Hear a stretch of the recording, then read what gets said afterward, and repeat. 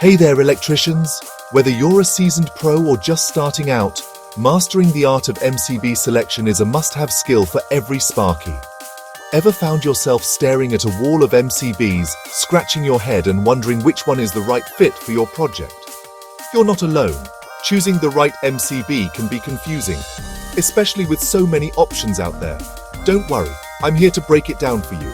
MCB selection, step by step with zero jargon and no confusion. Let's dive in and make this simple. All it takes is 5 straightforward steps to pick the perfect MCB for any job, big or small. Ready? Let's go. Step 1. Calculate your load current. This is the foundation of your selection process.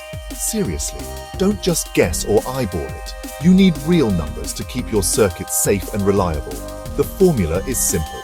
Take the total power in watts and divide it by your supply voltage. This gives you the current in amps. For example, if you have a 2000 watt load on a 230 volt supply, just divide 2000 by 230. That's about 8.7 amps. See? Super easy, and you'll avoid costly mistakes down the line. Step 2. Choose the correct MCB rating. This is where you match your calculated current to the right breaker. Here's the trick. Always pick the next higher value available. Don't round down, always round up for safety. So, for that 8.7 amp load, you'll want to grab a 10 amp MCB. It's better to be safe and give your circuit a little breathing room. Don't undersize, or you'll be running back and forth resetting breakers all day. Trust me, your clients won't thank you for that. Step 3. Select your MCB type. This is where a lot of folks get tripped up, but it's actually pretty straightforward. There are different types for different applications, and picking the right one is crucial for both safety and performance. Type B is your standard go-to for homes, perfect for lights, sockets, and all the usual household circuits. Type C is designed for circuits with small motors, like air conditioners, pumps, or even some kitchen appliances that draw a bit more current at startup. If you're working with heavy machinery or equipment that causes big surges, go for Type D. These are built to handle those tough jobs. Step 4. Choose your pole type.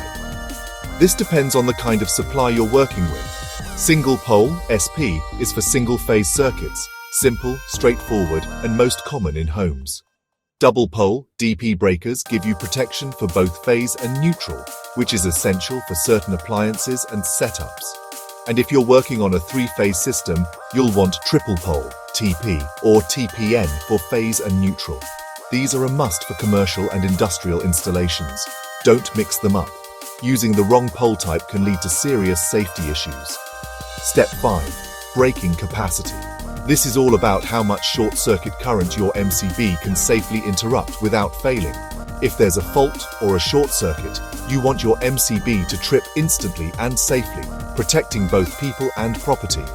For most homes, a 6 kA breaking capacity is more than enough to handle typical faults. But if you're wiring up a workshop, factory, or anywhere with heavy-duty equipment and higher fault levels, go for 10 kA or even higher.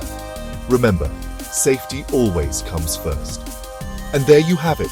Nail these 5 steps and you'll have circuits that are safe, reliable, and up to code. Your clients will be happy, your work will stand out, and you'll look like a true professional every time.